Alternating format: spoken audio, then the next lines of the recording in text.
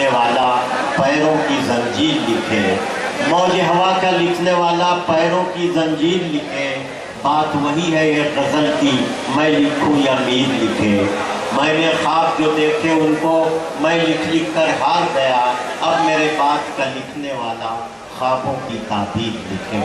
صدیوں سے یہی ہو رہا ہے کہ ایک نسل خواب دیکھتی ہے، دوسری نسل اس کی تعبیر لکھا کرتی ہے۔ آئیے اسی مظفر نگر میں غزل کے ایک ایسے جیالے شاعر کو پیدا کیا ہے جو اردو دنیا میں اپنی شناخت کو اس طرح سے تسلیم کرا رہا ہے کہ اس سے لوگ پیار کرنے لگے ہیں۔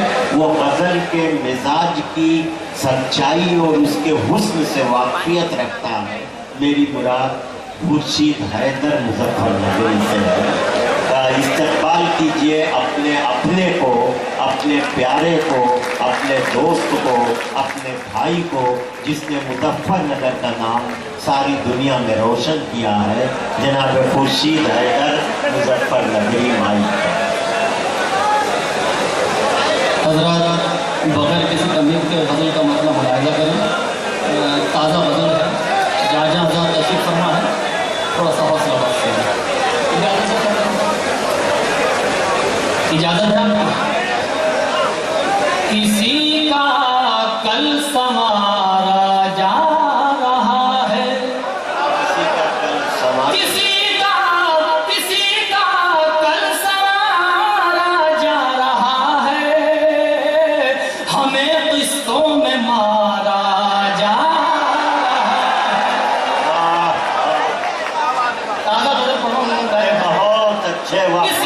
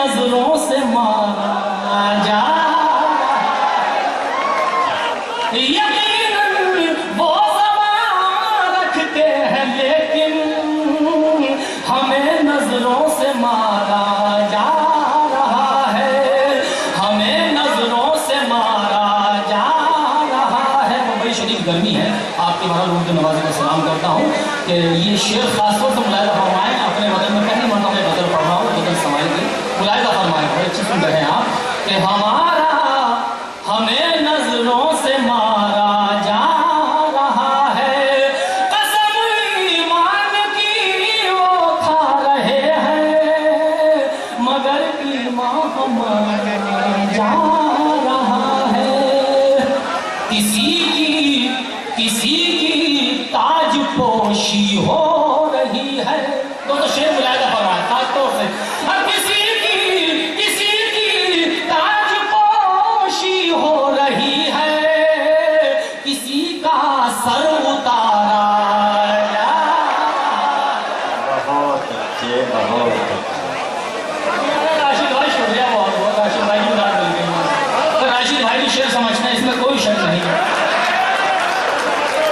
کسی کی تاج پوشی ہو رہی ہے،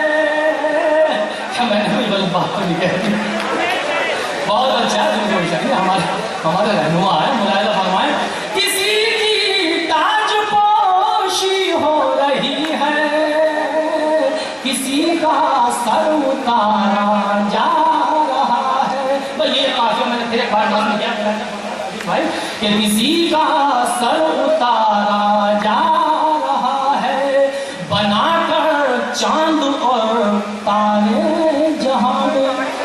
شعر سنیے. بنا کر چاند اور تارے جہاں میں تیرا صدقہ اتارا جا رہا ہے, تیرا صدقہ اتارا جا رہا ہے, تیرا صدقہ اتارا جا رہا ہے. باقی رفیع شخصیت جناب نصیر صاحب ہمارے یہاں جج صاحب ہیں. میں شعر آپ کے صاحب شاید شعر وہ نمائش کرتا ہوں آپ کی. کسی کا سر اتارا جا رہا ہے اب بھلا کیسے رکے ایک ماں کے آنسو. شعر سنیے. بھلا